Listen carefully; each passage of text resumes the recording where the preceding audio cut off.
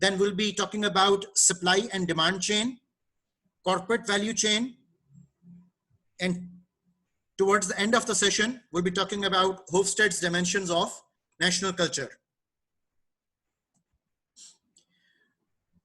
When we talk about industry value chain, हमारा main concern ये होता है कि रॉ मटेरियल की एक्सट्रैक्शन से लेकर फिनिश्ड गुड की delivery to the final customer तक जितने भी इंटरमीडियरीज आते हैं, उन तमाम इंटरमीडियरीज को हम एक सीक्वेंस में डिस्कस कर सकें. For example, in the diagram जो आप यहां स्लाइड पर देख रहे हो, वी हैव सप्लायर्स. सप्लायर्स से manufacturers would get the supplies of raw material and components. उन सप्लाईज से the manufacturer would make the final product.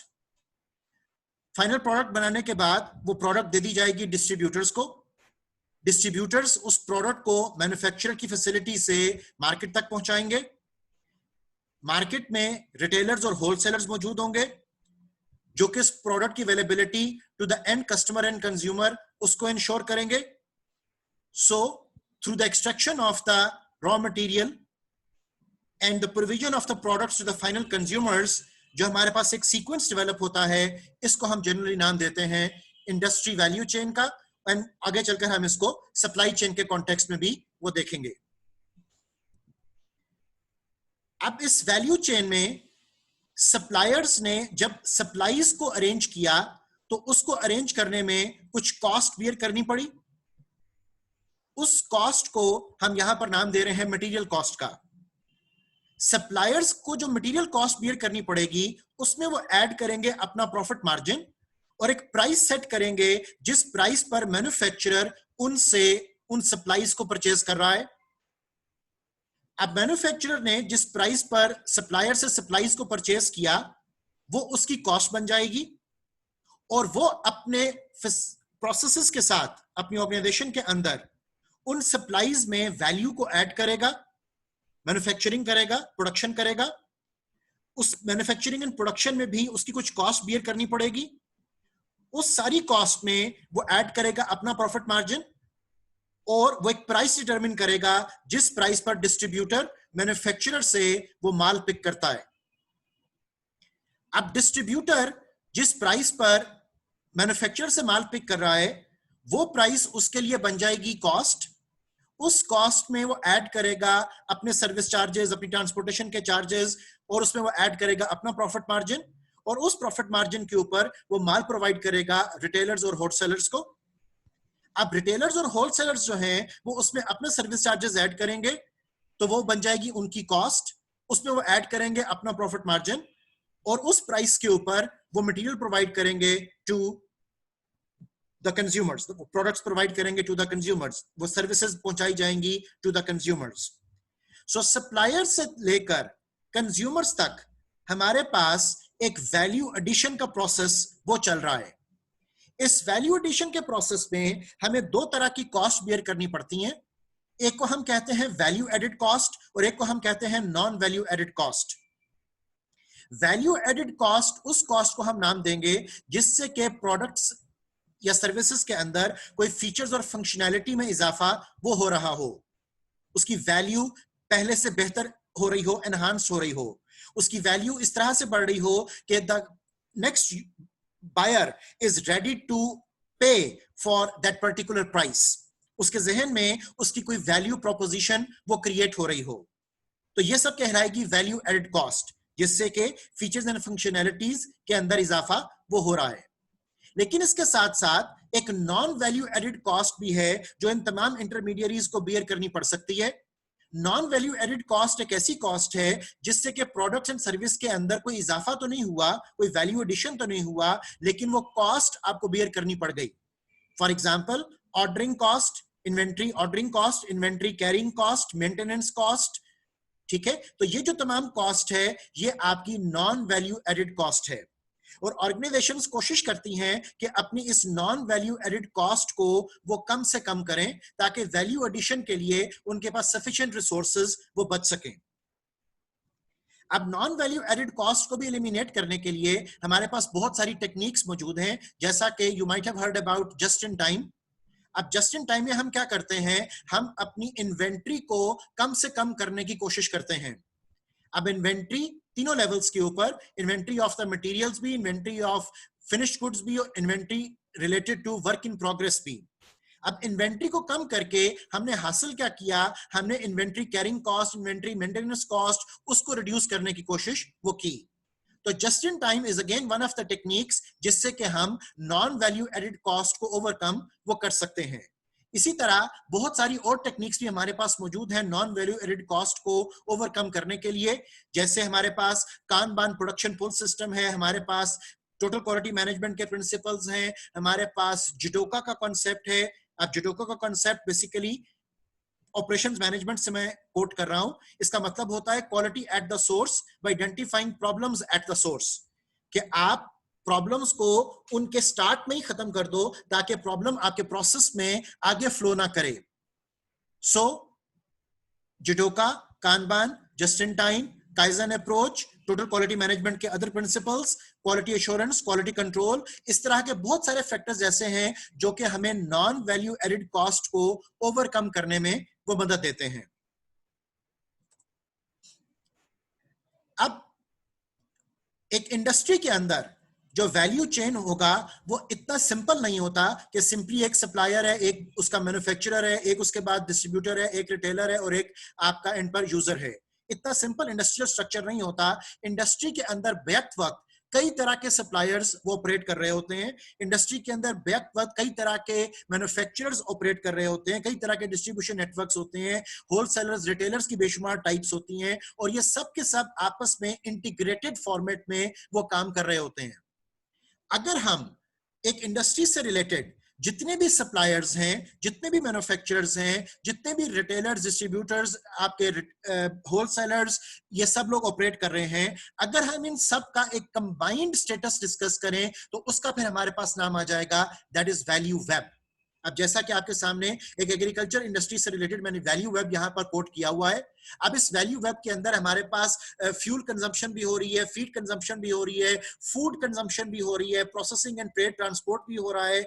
इसी तरह वहां पर प्रोडक्शन ऑफ कसावा भी हो रहा है, प्रोडक्शन ऑफ मेज भी हो रहा है, प्रोडक्शन ऑफ वुड भी हो रहा है, डिफरेंट फॉर्म ट्रीज भी उगाए जा रहे हैं, वहां पर लोकल इंटरनेशनल प्लेयर्स भी ऑपरेट कर रहे हैं, बहुत से हाउस होल्ड और एंटरप्राइजेस भी वहां पर चीजों की खरीदो फरोख्त कर रहे हैं, रिसाइकलिंग का काम भी चल रहा है, सॉलिड वेस्ट मैनेजमेंट भी हो रही है। तो अगर हम इन तमाम चीजों को बेहद वक्त शो करें पूरे इंडस्ट्रियल स्ट्रक्चर को, तो उस केस में जो हमारे पास टर्म बनेगी that would be value web.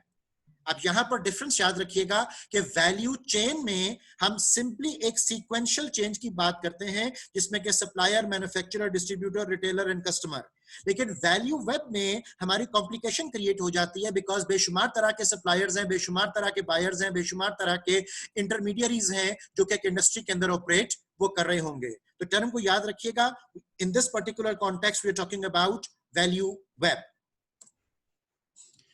अब हम डिस्कस करते हैं कि सप्लाई चेन और वैल्यू चेन में बेसिकली क्या फर्क है। The supply chain would mean the difference between a supply chain and a value chain is that a supply chain is the process of all parties involved in fulfilling a customer request, while a value chain is a set of interrelated activities a company uses to create a competitive advantage। ठीक है, इस फर्क को ध्यान में रखिएगा। मैं फिर से आपके साथ पढ़ रहा हूं। Supply chain is the process of all parties involve. जितने भी अभी हमारे पास इंटरमीडियरीज हमने देखे थे, उन तमाम इंटरमीडियरीज की इन्वॉल्वमेंट को हम सप्लाई चेन में डिस्कस करते हैं कि कहां से किस तरह की सप्लाईज हमने हासिल करनी है और किन को हमने अपनी सप्लाईज प्रोवाइड करनी है। जबकि जब हम वैल्यू चेन की बात कर रहे हैं तो value chain is more associated with creation of competitive advantage. ठीक है, सो सप्लाई चेन में we are more concern with the extraction of value और वैल्यू चेन में we are more concern with the creation of value. जब हम value addition की बात करते हैं तो हमारे पास जो कॉन्सेप्ट्स इवॉल्व करेंगे they would be like value retention, value expansion and value creation. जिसके बरक्स जब हम सप्लाई चेन की बात करते हैं तो उसमें हमारे पास प्रोडक्शन कॉस्ट की बात हो रही है, डिस्ट्रीब्यूशन एफिशिएंसीज की बात हो रही है और मार्केट पोटेंशियल की बात हो रही है। और इन दोनों के दरमियान एडेड वैल्यू और सप्लाई चेन के दरमियान हमारे पास एक ट्रांसपोर्ट चेन भी मौजूद है जो कि फैसिलिटेट करेगी the movement of the product and services from the one place to another. इसके अलावा एक और जो बहुत इंपॉर्टेंट कंसेप्ट आपको पता रखना है जहन में, दैट इज वैल्यू को क्रिएशन। वैल्यू को क्रिएशन का मतलब होगा कि is a management initiative or form of economic strategy that brings different parties together, for instance a company and a group of customers, in order to jointly produce a mutually valued outcome. So value को creation के case में value कभी destroy नहीं होती है, value कभी खत्म नहीं होती है, वैल्यू हमेशा क्रिएट होती रहती है। फॉर एग्जाम्पल, पहले हमारे पास एक लूप फॉरवर्ड चलता है जिसमें कि हम सप्लायर से मैन्युफैक्चरर, मैन्युफैक्चरर से डिस्ट्रीब्यूटर, डिस्ट्रीब्यूटर से रिटेलर और रिटेलर से कस्टमर तक पहुंचते हैं। फिर यहां से आपका एक बैकवर्ड लूप चलता है जिसमें कि कस्टमर का feedback to the retailer, retailer का feedback to the distributor, distributor का feedback towards the manufacturer, manufacturer का फीडबैक टुवर्ड्स द सप्लायर, और सप्लायर फिर उसके मुताबिक अपने प्रोडक्ट एंड सर्विसेज को, अपनी सप्लाईज को और बेहतर से बेहतर अरेंज करने की कोशिश वो करता है। तो ये एक लूप आपकी चल पड़ती है जिसमें कि वैल्यू किसी भी स्टेज के ऊपर डिस्ट्रॉय नहीं हो रही होती, वैल्यू इज कॉन्टिन्यूअसली को क्रिएटेड।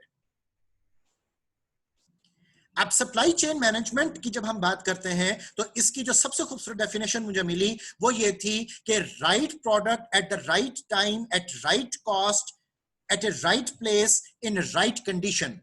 ठीक है, बड़ी इंटरेस्टिंग सी डेफिनेशन है सप्लाई चेन मैनेजमेंट की। फिर से देखिएगा, राइट प्रोडक्ट, इसका मतलब है कि उसके अंदर एफिशिएंसी और इफेक्टिवनेस दोनों चीजें मौजूद हों, एट द राइट टाइम, जब मार्केट में डिमांड लेवल उसका अप्रोप्रिएट है, एट द राइट कॉस्ट, कि हमारा जो कॉस्ट लीडरशिप का कॉन्टेक्स्ट है, हमारा जो कॉस्ट मिनिमाइज करने का कॉन्टेक्स्ट है, ऑप्टिमम कॉस्ट हासिल करने का कॉन्टेक्स्ट है, वो भी अचीव हो, एट द राइट प्लेस, कि हम कस्टमर की फैसिलिटेशन के मुताबिक, उसकी अप्रोच और रीच के मुताबिक उस चीज को प्रोवाइड करें, eight the right in the right condition, कि उसके अंदर कोई फॉल्ट, उसके अंदर कोई इशू वो ना हो, ताकि हमारे खिलाफ कोई वारंटी गारंटी क्लेम्स, कोई बैक ऑर्डर्स, रिवर्स ऑर्डर्स वो क्रिएट ना हो। इस सारे प्रोसेस को जब right product at the right time, eight the right cost, eight the right place, in the right condition हम बात करेंगे तो इस सारे प्रोसेस को वैल्यू फैसिलिटेशन का नाम भी वो हम देते हैं। अब जब हम वैल्यू फैसिलिटेशन की बात कर रहे हैं तो वैल्यू फैसिलिटेशन में हमें ऑर्गेनाइजेशंस की रिस्पॉन्सिवनेस और कॉस्ट, इन दो चीजों को बड़ा क्लियरली और बड़ा क्रिटिकली वो देखना पड़ेगा। फॉर एग्जाम्पल, हमें कॉस्ट और कस्टमर रिस्पॉन्सिवनेस के दरमियान बाज़ औक़ात एक ट्रेड ऑफ क्रिएट करना पड़ता है। अगर आप कॉस्ट रिड्यूस करोगे तो रिस्पॉन्सिवनेस कम हो जाएगी, अगर आप रिस्पॉन्सिवनेस बढ़ाओगे तो कॉस्ट शूट अप कर जाएगी। तो आपको किसी एक कॉन्टेक्स्ट में राइट ट्रेड ऑफ की तरफ वो जाना पड़ता है। इस सारे प्रोसेस के अंदर हमें material flow, cash flow, information flow, services flow, इन सब चीजों को भी बहुत क्लियरली विजुअलाइज वो करना पड़ेगा। सो वैल्यू फैसिलिटेशन में हम इस बात को इंश्योर करेंगे कि हम एक ऐसा ऑप्टिमम रिलेशनशिप वो एस्टैब्लिश कर सकें between the responsiveness and the cost, कि जिसमें हमारी कॉस्ट भी कम से कम हो और हम रिस्पॉन्सिवनेस भी ज्यादा से ज्यादा क्रिएट वो कर सकें। अब सप्लाई चेन मैनेजमेंट एक्चुअली कैसे ऑपरेट करती है, इसकी एक बेहतरीन एग्जांपल आपको दिखाने के लिए मैं एक वीडियो क्लिप प्ले कर रहा हूं। इसको तवज्जो से देखिएगा कि ऑर्गेनाइजेशंस किस तरह अपने सप्लाई नेटवर्क्स को वो मैनेज करती हैं और किस तरह स्ट्रेटजी वो कंट्रीब्यूट करती है ऑर्गेनाइजेशन की long term survival and above average return के लिए, ऑब्जेक्टिव्स को अचीव करने के लिए और अपने सर्वाइवल को इंश्योर वो करने के लिए।